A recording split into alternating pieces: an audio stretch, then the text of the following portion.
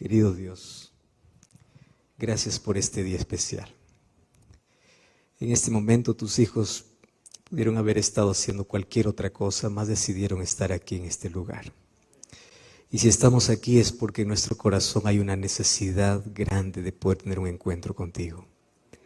Gracias por tu cuidado, gracias por tu amor, gracias por tus bendiciones. Gracias porque siempre propicias un encuentro con cada hijo tuyo. Y en este momento queremos pedir una vez más que tu Santo Espíritu pueda sentirse en este lugar, mas no en un lugar físico, sino hablando a nuestro corazón. Que nuestra mente, que hoy está preparada después de poder alabarte, escuchar música, de poder elevar esta oración, queremos que nuestra mente esté preparada para poder oír tu voz. Y que tu voz una vez más, de una manera suave, tierna, pueda tocar las fibras más íntimas de nuestro corazón. Que hoy podamos salir de aquí fortalecidos. Que hoy podamos salir diciendo, valió la pena este encuentro. Hoy tuve un encuentro marcante con Cristo. Y bendice a las personas que están siguiendo esta programación a través de redes sociales en diferentes partes de Norteamérica, Sudamérica, Interamérica.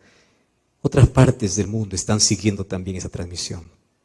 Detrás de aquella pantalla fría hay un hombre, una mujer, un joven que lucha, que tiene problemas. Hay personas que hoy están en una camilla, allí probablemente llegando este mensaje a través de internet. Que tu mano poderosa pueda extenderse para poder curar, para poder restaurar. Mas también pido por todos aquellos que estamos aquí hoy, que hoy podamos ser abrazados por tus promesas, que hoy podamos ser fortalecidos por tu palabra, que hoy podamos salir con la seguridad de que nuestra vida ha sido transformada en el nombre de Jesús. Amén. Amén. Qué bueno es poder tener este segundo encuentro. Me alegra poder saludar a ustedes una vez más. Hoy estamos dando continuidad a una serie especial que comenzamos ayer sobre restauración. Y yo quiero comenzar saludando también a aquellos que están detrás de una pantalla, allí por Facebook, por YouTube, aquellos que están sintonizando también por radio. Sé que hay una radio en El Salvador que está sintonizando o colocando al aire estos mensajes de esta semana especial. Así que mi cariño y mi abrazo para todos ustedes. Estamos aquí desde la Iglesia Adventista en El Paso, Texas, y aquí estamos viviendo momentos muy especiales de adoración, pero sobre todo ese momento especial donde permitimos que Dios hable a través de su palabra. Y nuestro abrazo y nuestro cariño también para ti que estás allí participando desde casa o mientras estás haciendo cualquier otra actividad. Muy bien, hoy vamos a hablar otra vez sobre restauración. Y yo quiero que ustedes puedan acompañarme a un texto bíblico y repasar una historia muy conocida. Sin embargo, tiene lecciones espirituales importantísimas para nosotros. Vamos a Juan capítulo 8. Juan capítulo 8. Y vamos a leer a partir del versículo 3 hasta el versículo 11. Juan 8, 3 al 11. Y en estos textos bíblicos, como ya lo hicimos en el primer programa, yo voy a dejar que ustedes puedan repetir algunas frases que quiero resaltar en este mensaje. Así que si ustedes allí tienen una Biblia y si alguien no trajo, comparta aquel que está al lado. El alimento es para compartir y qué mejor el alimento espiritual. Juan capítulo 8, versículo 3. Dice así: Entonces los escribas y los fariseos le trajeron una mujer sorprendida en adulterio. Subrayen esa palabra en su mente. ¿Está bien? Sorprendida en adulterio. Y poniéndole en medio dijeron: Maestro, esta mujer ha sido sorprendida en el acto mismo del adulterio. Ustedes se acuerdan que yo ya les dije que cuando hay una palabra que se repite más de una vez, debemos parar, pensar qué mensaje trae eso, esa historia, ese texto de la Biblia. Y aquí ya vemos que en apenas 2 versículos, los fariseos insisten en que la mujer que trajeron delante de Jesús fue sorprendida. Así que guarde esa palabra allí en la cabeza, que de aquí lo vamos a analizar. Vamos al versículo 5. En la ley nos mandó Moisés apedrear a tales mujeres. ¿Y tú qué dices? Mas esto decían, tentándole para poder acusarle. Pero Jesús, inclinando hacia el suelo, escribía en tierra con el dedo. Y como insistieron en preguntarle, se enderezó y les dijo: el que de vosotros esté sin pecado, sea el primero en arrojar la piedra contra ella. E inclinándose de nuevo hacia el suelo, siguió escribiendo en tierra. Ojo, otra vez se repite. Jesús escribe, habla y vuelve a escribir. Pero ellos, al oír esto, acusados por su conciencia, salían uno a uno. Ahora voy a dejar que eso, de allí en adelante, ustedes puedan leer. Voy a repetir el texto porque eso necesito que ustedes puedan leer. Otra vez.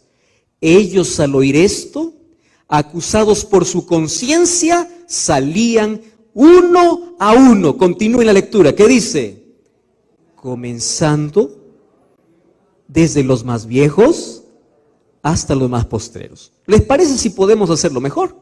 Vamos una vez más. Ellos, al oír esto, acusados por su conciencia, salían uno a uno. Continúen ustedes. Hasta los postreros. Y quedó solo Jesús y la mujer que estaba en medio. Enderezándose Jesús y no viendo a nadie sino a la mujer, le dijo: mujer, ¿dónde están los que te acusaban? ¿Ninguno te condenó? Ella le dijo: ninguno, Señor. Entonces Jesús le dijo: ni yo te condeno. Vete y no peques más. ¿Cuántas veces has escuchado este sermón? Yo imagino que la mayoría de personas, pues, de acuerdo al tiempo que está en la iglesia, este es uno de los mensajes más predicados para poder hablar sobre el perdón de Jesús. Mas hoy yo quiero extraer de esta historia 4 puntos importantes. ¿Está bien? Entonces, si ustedes hoy se van aprendiendo 4 cosas de esta historia, digan que valió la pena, porque hoy vamos a aprender. Me encanta porque la Biblia es el mayor libro de enseñanza, es el mejor libro por excelencia para poder educar la mente. Y hoy queremos educarnos a través de una historia no inventada, no es una parábola. Esto es un hecho real que sucedió cuando Jesús estuvo aquí en la tierra. Entonces hoy vamos a analizar 4 puntos. Y una de las cosas que yo entendí, que las personas aprenden mejor no solo cuando escuchan, sino cuando repiten. Hay un asunto interesante en nuestro cerebro, que cada vez que ustedes escuchan y repiten lo que escuchan, la enseñanza se reafirma. El cerebro puede recordar mejor. Ustedes ya se dan cuenta cómo los niños aprenden. ¿Cómo es que las enseñanzas de jardín o de inicial lo recordamos toda la vida? Porque la profesora escribía, hablaba y nos hacía repetir. En la vida a veces solamente escuchamos, y lo que escuchamos solamente se queda un porcentaje mínimo. Pero yo quiero que si de este mensaje ustedes se acuerdan 4 cosas, eso es todo, eso es suficiente. Porque yo creo que estas 4 cosas no tienen que ver con la mujer adúltera, tiene que ver con nuestra vida. tiene que ver conmigo. ¿Pero cómo? Primera cosa, vamos a la primera. Primer asunto. Les dije que la palabra que se repetía al comienzo era que ellos insistían diciendo que esta mujer fue sorprendida en el adulterio. Esta es una cosa graciosa y les voy a decir por qué. Fíjense qué curioso.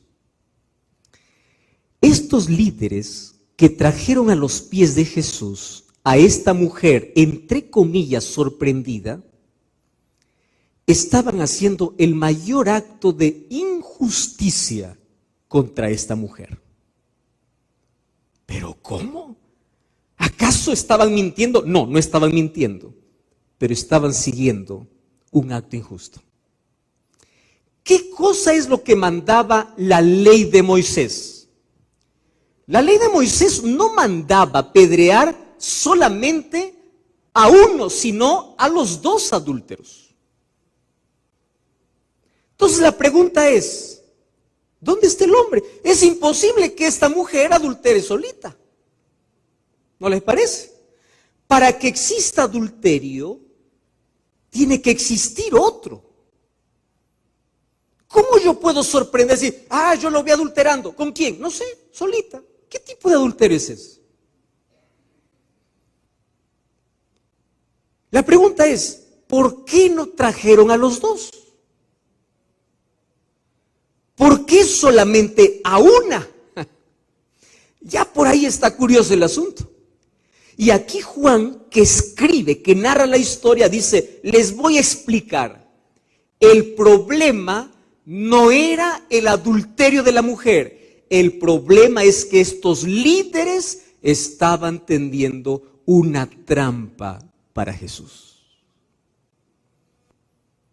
El problema no era el adulterio era apenas el asunto de fondo. El problema era que los líderes imaginaron, pensando una situación del cual Jesús no podría escapar.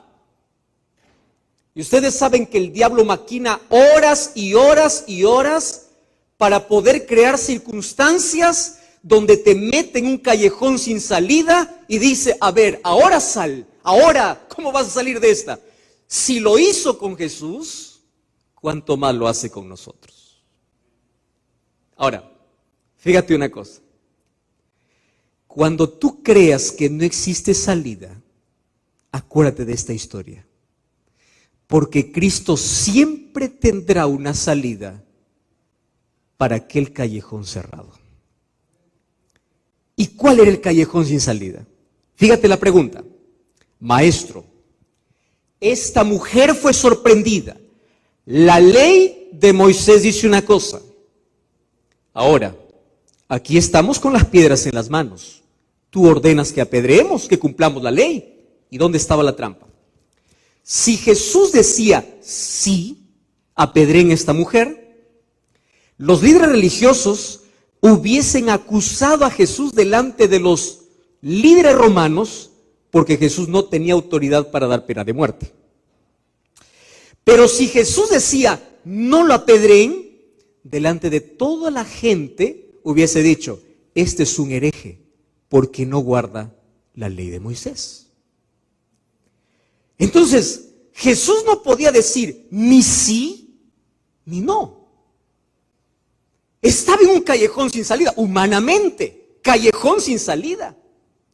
Y antes de poder hablar sobre cómo Jesús resuelve los callejones sin salidas de la vida, déjenme hablar un poquito acerca de estos hombres que llevaron a esta mujer.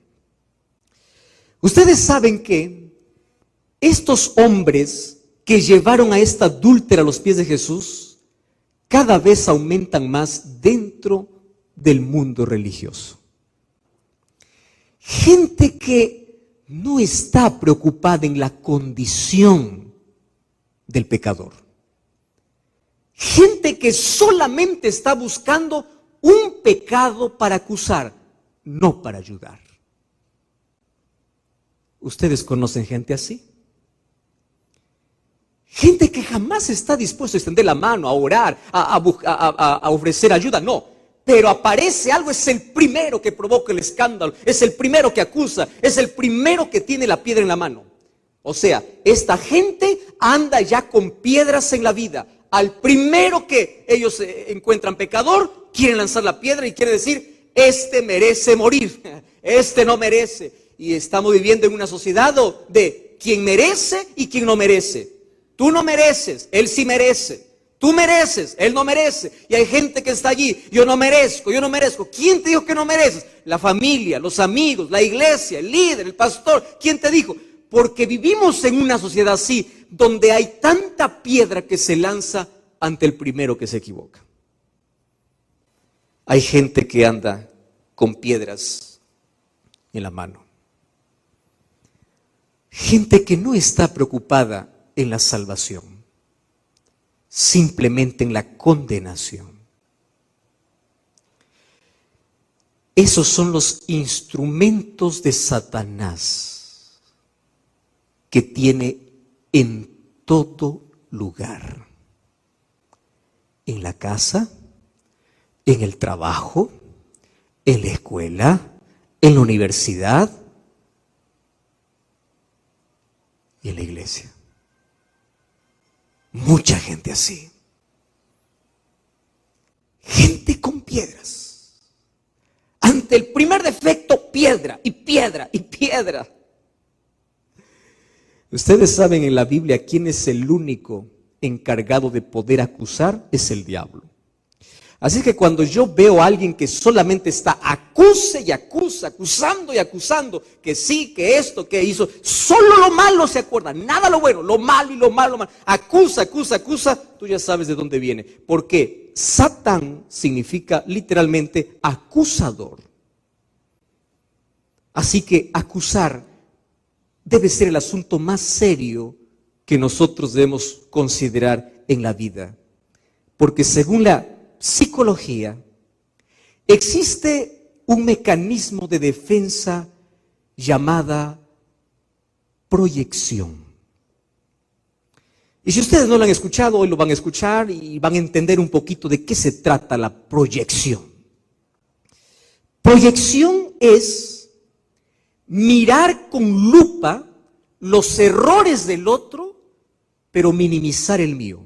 O mejor, miro mi problema en el otro y al ver mi problema en el otro, me da ira, me remuerde.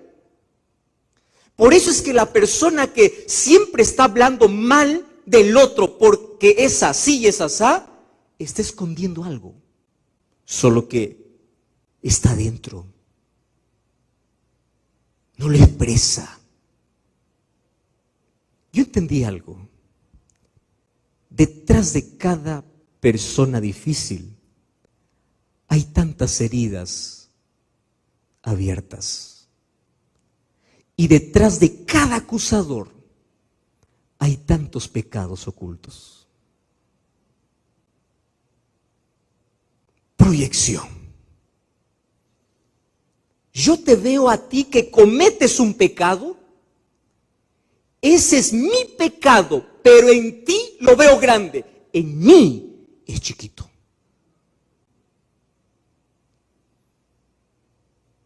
Y me da tanta rabia que tú lo cometas y yo no pueda.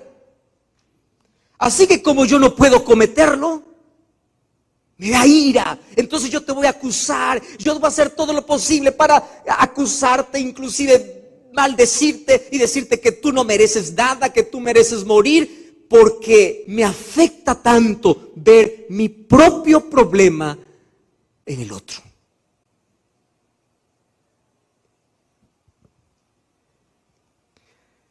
Proyección. Pastor, ¿y por qué está hablando de proyección? Porque toda esta gente que estaba con piedra en mano acusando a esta mujer, ¿por qué nadie le dio un piedrazo a esa mujer? ¿Por qué nadie tiró la piedra? ¿Por qué? ¿Acaso no estaban seguros que esta mujer merecía morir? ¿Acaso no estaban seguros de que esta mujer fue sorprendida en adulterio? ¿Por qué no tiraron la piedra? Porque todos estaban en la misma condición. Solo que estos líderes proyectaban su problema en el otro. Y Jesús por eso repitió varias veces, en lugar de mirar la paja de tu hermano, mira la viga que hay en el tuyo. Y ¿saben una cosa? Cuando ustedes ven en la Biblia, hay personas que creen que Dios los ha levantado para reprender a todo pecador. Y a mí me preocupa porque cada vez aumenta ese grupo de personas. Personas como si fuesen enviados por Dios y dice, yo he sido enviado por Dios para anunciar que tú eres pecador, que la iglesia está mal, que el líder está mal, que el pastor está mal, que todo el mundo está mal. O sea, yo estoy bien, todos están mal, yo estoy bien. Pero y están allí acusando y detrás complicando la vida de todo el mundo y tirando piedra y tirando piedra. ¿Y sabes por qué me preocupa? Me preocupa por lo siguiente. Cuando Jesús estuvo aquí en la tierra, las mayores reprensiones que dio nunca fue a los pecadores. ¿Sabes a quién dio las reprensiones más duras? A los religiosos. Yo no voy a encontrar una reprensión a alguien diciendo, hey, tú miserable pecador, mereces morir. Hey, pródigo, tú no mereces volver a casa. Yo no encuentro a la mujer adúltera diciendo, adulteraste, sí, tiren la piedra. No encuentro, pero sí encuentro a Jesús siendo duro con aquellos que tienen el rostro de santidad y el corazón podrido. Yo no encuentro a Jesús despreciando al ladrón en la cruz, ni a la adúltera allí cuando le trajeron a él, ni en la parábola del pródigo que representa a él, que cuando lo acabó todo, no hay reprensión para él, pero sí hay reprensión para los líderes, diciéndoles sepulcros blanqueados, por fuera brillan, por dentro están podridos. Entonces la pregunta es, ¿por qué la reprensión es para ellos y no para aquellos que son sorprendidos en pecado? Porque Dios no ve como nosotros vemos. Nosotros vemos acciones específicas. Dios ve motivaciones escondidas. Pastor, entonces no hay que decir nada, hay que quedarse calladito. Vemos algo y nos quedamos así, de ojos cerrados. No.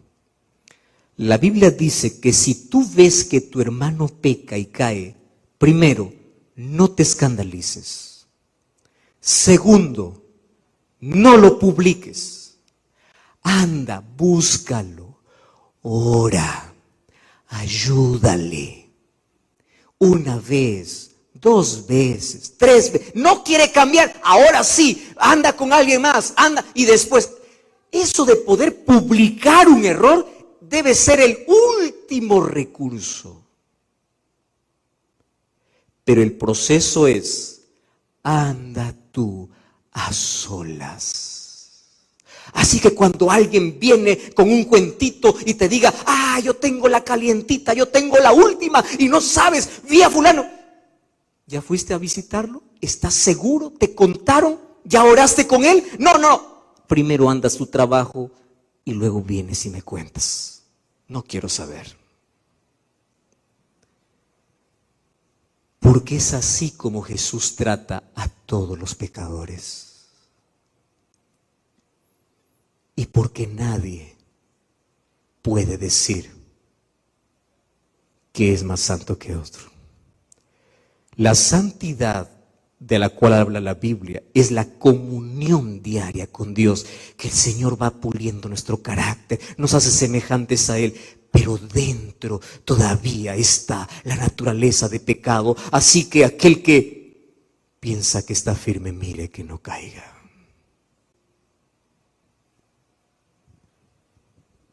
Estos líderes fueron a Jesús, no porque les importaba la mujer adúltera.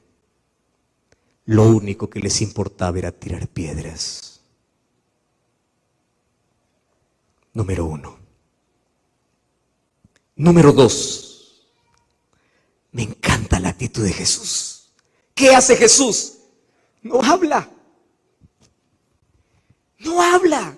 Jesús, cuando ve la acusación, ahí esta mujer, en lugar de hablar, en lugar de decir las verdades, a ti, Juan, Tito, Juanito, Julio, Roberto, tú vienes a acusar, ahora te voy a decir cuáles son tus verdades. Ahora te voy a decir que tú eres pecador. No lo dice, porque Jesús jamás expone al pecador. El hecho de exponer al pecador es el último recurso en Jesús para poder ayudarlo. Pero Jesús primero da oportunidad, abraza, perdona, abre los brazos. Jesús nunca expone. ¿Y qué cosa hace Jesús? Dice que Él se agacha y comienza a escribir. Eso es lo segundo que tú debes hoy, la segunda lección de hoy. La primera, tira las piedras que tienes en las manos. Es la primera lección. Segunda lección, ¿por qué Jesús escribe?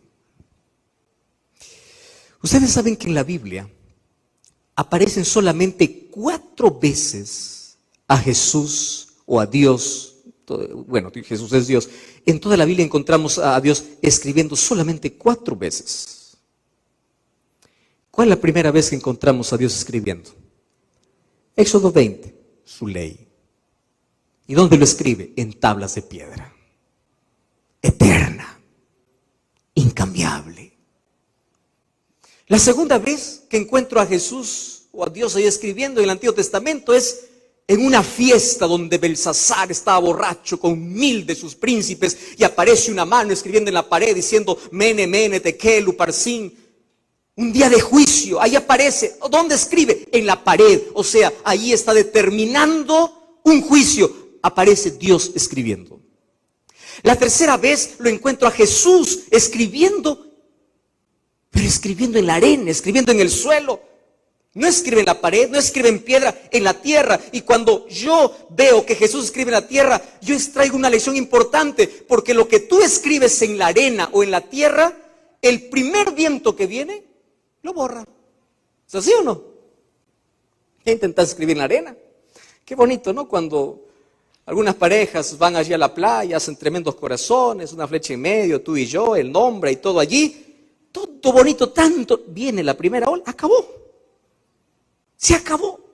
Todo lo que tú escribas en arena o en el suelo, lo acaba, se acaba. Entonces Jesús ahora escribe en el suelo. Ahora te explico por qué. ¿Y sabes cuál es la 4ª vez que aparece Dios escribiendo en la Biblia?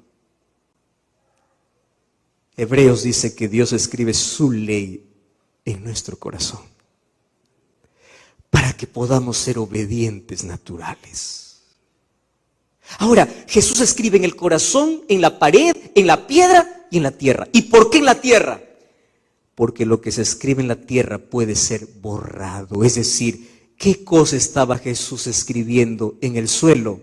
Los pecados que todavía podían ser perdonados. Y eran los pecados de todos aquellos que estaban acusando a esta mujer. Jesús no lo escribía por nombre. Jesús apenas escribía codicia, corrupción, deshonestidad, deslealtad.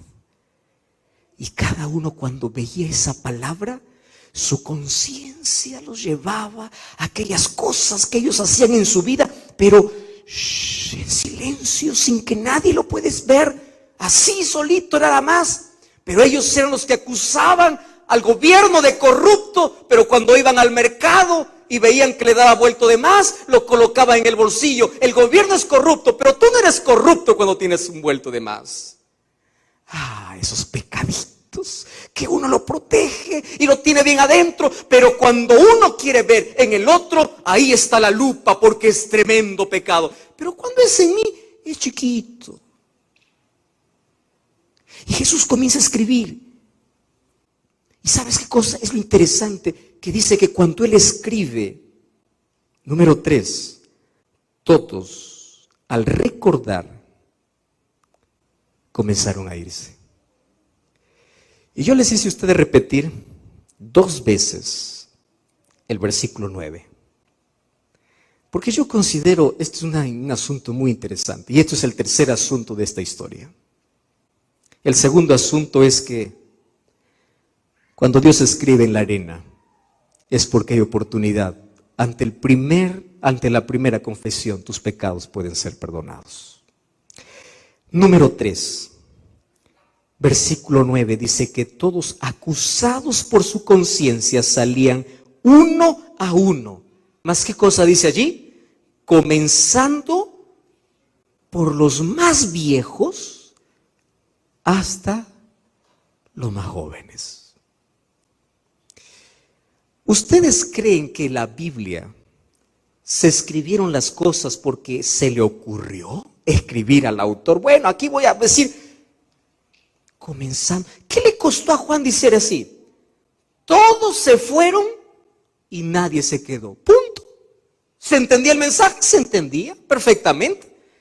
Pero ¿por qué, guiado por el Espíritu Santo, tuvo la necesidad de poder decir el orden en el cual se iban? ¿No les parece medio extraño? Era suficiente que en la historia pueda decir, cada uno al ver lo que escribía Jesús se fue. Pero ¿por qué dice? No, espere un momento, hay un detalle más. Se iban, pero comenzando del más viejo al más joven. ¿Por qué? Ustedes saben que hay varias interpretaciones para esta frase. Por ejemplo, hay algunos que dicen, bueno, comenzando por el más viejo, porque mientras uno más vive, pues más peca, ¿no? Es así, ¿no? Entonces, los más viejos tenían acumulados más pecados. Puede ser, pero yo no estoy muy de acuerdo con esa historia. Pero sí hay un detalle importante uniendo el versículo 9 con el versículo 3. ¿Y qué cosa es lo que voy a unir?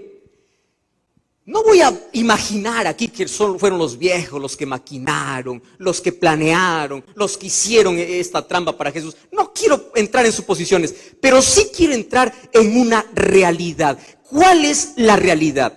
Es que mientras uno más crece, no es que comete más pecados. ¿Saben cuál es el problema? Mientras uno más viejo se hace, comete pecados más graves. Y yo te voy a explicar qué significa pecado grave. No existe pecado pequeño. Todo pecado ofende a Dios. Todo pecado ofende a Dios. Pero existe un problema mientras más avanza nuestra edad. ¿Saben cuál es el problema? Mientras más viejo, aprendes a disfrazar mejor tus pecados. ¿Sabes por qué? A un niño, ¿qué le importa si un momento le dicen, hey, mentiroso, ladrón, pecador, se siente mal y todo? Sí, pero le importa, él expresa. ¿Vas creciendo? No. Va cambiando la cosa. En la juventud es una de las etapas más difíciles, ¿verdad? Qué difícil es poder ver jóvenes en la iglesia, aquel que se mantiene en la iglesia, de verdad, hay que aplaudirlo como un héroe porque tiene tantas tentaciones. La pregunta es, ¿solo el joven tiene tentaciones? No, el viejo también lo tiene.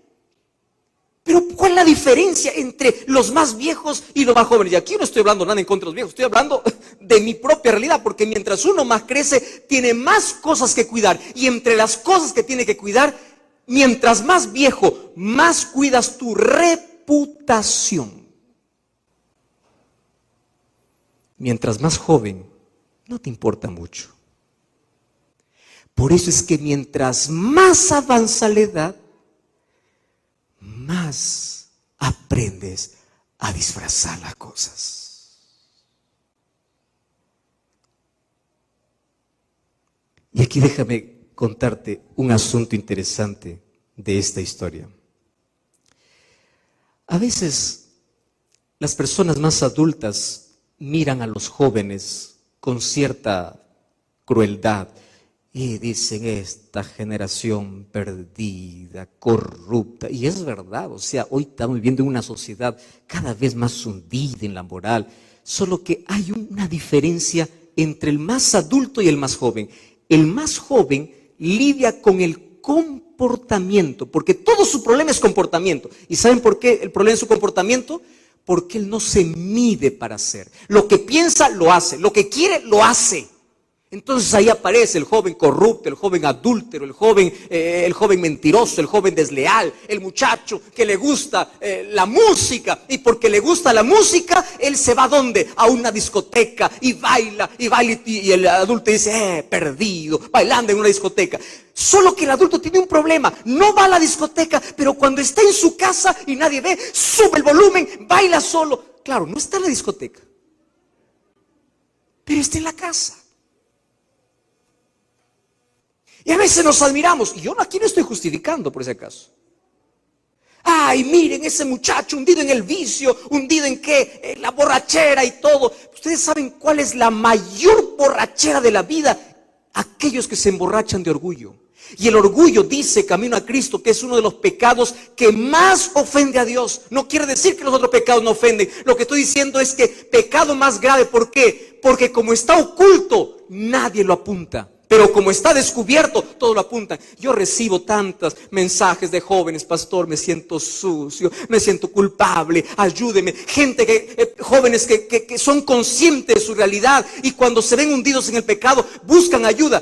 ¿Tú crees que los viejos, mientras más viejos, van a confesar lo que hacen? No. Se acostumbra. En silencio, calladito. Hace algunos meses atrás, yo escuché una de las frases que más me ha hecho estremecer en mi corta experiencia. Y esa frase dice así: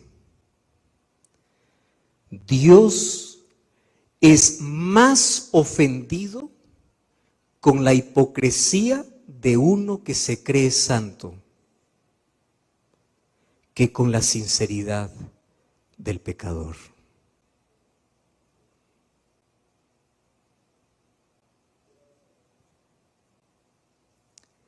Lo que pasa es que cuando nosotros crecemos aprendemos a camuflar, aprendemos a esconder todo en nuestras motivaciones y como nadie ve las motivaciones, pues nadie te condena. ¿Y sabes cuál es el problema?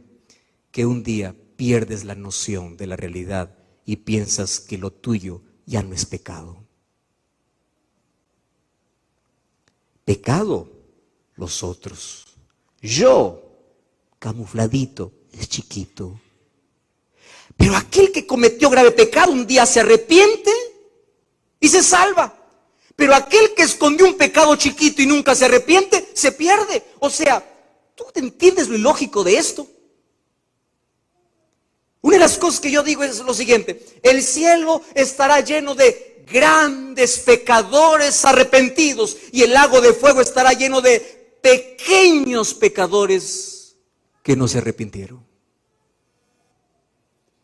El cielo estará lleno de ex asesinos, ex prostitutas, ex ladrones, personas que hicieron el mal, pero que un día se arrepintieron, abandonaron, lloraron por su pecado, se aferraron a Cristo, vencieron el mal y ahora por la gracia de Cristo están en el cielo. Pero el lago de fuego estará lleno de gente buena, de gente honesta, de gente generosa, de gente buena, muy buena, pero que escondió pecaditos y nunca se arrepintió.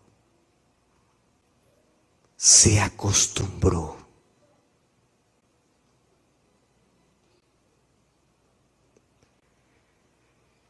Comenzando de los más viejos hasta los más jóvenes.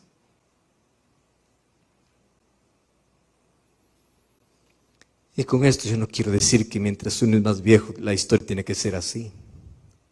Lo que estoy diciendo es que mientras más crecemos, más tendemos a ocultar nuestras imperfecciones, nuestros pecados. Y una de las cosas que aprendemos mientras más crecemos es a justificar en lugar de arrepentirnos. Justificar. Número 4. Como me encanta. Y Este es el Jesús que yo amo y el Jesús que yo predico y nunca me cansaré de hacerlo. Ese Jesús que a nadie le dijo por nombre, oye, pecador, miserable. No, simplemente escribió.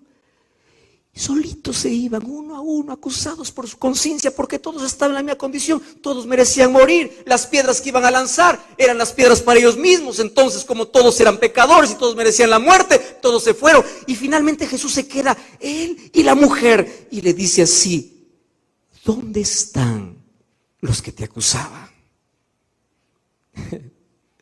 ¿Ninguno te condenó? Ninguno, Señor. Entonces Jesús le dijo: ni yo te condeno. El único que era capaz de condenarlo no lo condenó. Vete y no peques más. Escúchame, que yo quiero que esto puedas llevarlo a casa hoy. El perdón de Dios tiene 3 dimensiones: pasado, presente y futuro. Voy a repetir esto. El perdón de Dios tiene 3 dimensiones: pasado, presente y futuro. ¿Cómo Dios me perdona del pasado? Quitándome la culpa. Ese es el Dios extraordinario. Yo ya no puedo volver en el tiempo a mi pasado para poder mejorar las cosas, ya no. Pero cuando voy a Jesús, lo primero que hace Jesús es decir: yo no te condeno. Por favor, olvídate, el pasado es historia, el pasado quedó allá. Y una de las cosas que los cristianos tenemos que aprender a lidiar con nuestro pasado es aceptar por fe el perdón de Dios, porque estoy viendo hoy una generación de cristianos que ya no cree por fe, de cristianos que quiere solo sentir. Ah, pastor, yo pido perdón a Dios, pero no siento. ¿Cómo que sentir? El perdón no se acepta por sentimiento, el perdón se acepta por fe. Tú vas a la presencia de Dios, estás arrepentido, confiesas tu pecado y le dices: Señor, perdóname, quiero abandonar este pecado. Y cuando tú dices en el nombre de Jesús, amén, levántate tus rodillas y repite: soy perdonado. Si el diablo viene a decirte pecador, tú dile: soy perdonado. Si el diablo te recuerda tu pasado, tú recuérdale su futuro, dice una frase, ¿no? Pero nunca más vivas cargando una conciencia del pasado. Hay gente que hoy está hundida en depresión porque no puede cortar su pasado. Gente que tiene enfermedades mentales porque no puede lidiar con su pasado. Y el problema para el pasado es perdón. El problema para el pasado es reconciliación. Y cuando uno, mientras más se aferra al pasado, más heridas se abre, que la mente se enferma y tienes que buscar un profesional en salud mental para poder ayudarte a desatar aquellos nudos mentales, para poder curar aquellas heridas. Cuando todo eso pudiste haberlo evitado, cuando por fe aceptas el perdón de Dios y escuchas de Dios: ni yo te condeno. El pasado está allá. Jesús te liberta. Pero no solo del pasado, del presente. ¿Y cómo me liberta el presente? Limpiándome. Fíjate una cosa. Romanos capítulo 8, versículo 1 dice así: aquellos que están en Cristo no tienen ninguna condenación. Entonces yo pregunto, ¿aquellos que están en Cristo acaso no son pecadores? ¿Son o no son? ¿Y por qué no están condenados? Porque la palabra es: está. Cuando comete un pecado no se va a solucionar con sus propias fuerzas. Cuando comete un pecado no se va a cargar su culpa. Cuando comete un pecado se va a la presencia de Dios. Le dice: Señor, ten piedad de mí, perdóname, soy pecador. No justifica su pecado. Señor, dame fuerzas, ayúdame. Y Jesús lo que hace es liberarte de la culpa y limpiarte. Me encanta la limpieza de Jesús. 1 Juan 1:9, hijitos míos, estas cosas escribo para que no pequéis. Y si alguno hubiese pecado, abogado tenemos, dice 1 Juan 2:1, ¿verdad? Y 1 Juan 1:9 dice que Él es aquel que nos limpia de todo pecado. Y Isaías 1:18 dice: y si nuestros pecados fueren como la grana, como la nieve, serán emblanquecidos. Entonces cree que Dios te liberta de la culpa y Dios te limpia. Solo que allí comienza un proceso de autoperdón. Dios te perdona y tú no te perdonas. Yo no me perdono, yo tengo que pagar, yo tengo que hacer penitencia, yo tengo que sufrir porque es mi pecado, y mi pecado deja de llamar mí, bótalo, corta. Dios me perdonó, Dios me limpió y a partir de hoy soy una nueva criatura. Es eso, el perdón de Dios es completo, no es como el perdón humano. El perdón humano no es completo. Te perdono solo esta vez. Te perdono, ya van dos. Te perdono, eso es superficial. Pero el perdón de Dios no es como el perdón humano. Pero tiene una dimensión a futuro. ¿Y cuál es la dimensión a futuro? Vete y no peques más. ¿Y qué significa dimensión de perdón a futuro? ¿Saben qué cosa entendí? Que en la Biblia, detrás de cada orden de Dios, hay una promesa. Dios nunca te da una orden sin antes haberte dado una promesa. Cuando Dios allí en su ley comienza diciendo no, no, no, no, detrás de cada no hay una bendición disfrazada. Detrás de cada no hay una promesa para ti. Y cuando Jesús le dice a la mujer, vete y no peques más, no le está diciendo a partir de ahora tú nunca más vas a ser pecadora. Jesús le está diciendo, hijita, escúchame una cosa, te limpié, te liberté del pasado, te limpié en el presente, pero por favor, ya no vuelvas a cometer lo mismo. Pero dime, ¿cómo tú no vas a poder si tú eres frágil, pecador, inclinado hacia el mal? Nuestra naturaleza es del mal. ¿Cómo es que no vamos a volver a pecar? Parece que esta orden de Jesús no es una orden que se va a llevar en la realidad, porque esta mujer volvería a pecar. Lo que Jesús le está diciendo es, no peques más. Pensando en el futuro, le está diciendo así, hijita, si tú quieres vencer el pecado, no se trata de tus fuerzas, se trata de que aprendas a caminar a mi lado. Porque la única manera como tú puedes vencer el mal no es con tu capacidad, ni con tu fuerza, ni con tu inteligencia. No es cerrando los ojos y diciendo, el pecado no está, la tentación está. No es cerrando. ¿Cómo se vence el pecado? Es caminando con Cristo todos los días. Y en la medida que caminas con Él, el pecado que era tan dulce, un día se vuelve tan amargo. Aquello que tanto te gustaba, ya no te gusta.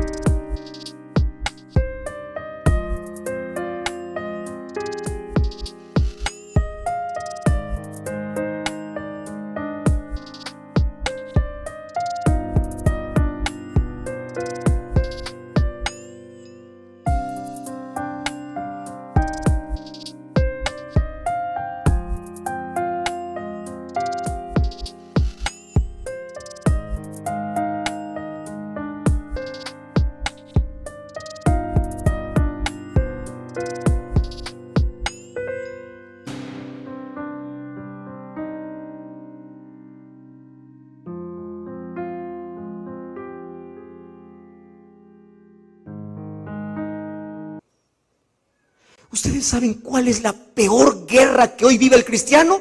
Pelear con el pecado. Ay, pastor, yo no puedo vencer mis pensamientos hacia el mal, no puedo vencer, soy ladrón, yo no puedo vencer, soy mentiroso, no puedo vencer, soy desleal, no puedo vencer un vicio, no puedo vencer. ¿Quién te mandó a vencer? Lo que Dios te ha mandado es aferrarte a Él, a caminar con Él. Y mientras más caminas con Él, menos fortaleza y fuerza tendrá el pecado sobre tu vida.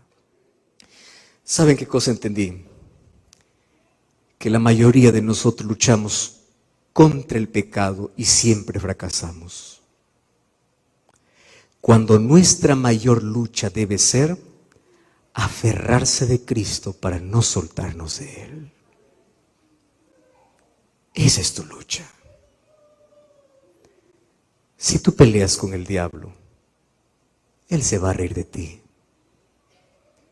Pero si tú le presentas a Jesús, Él va a temblar de ti.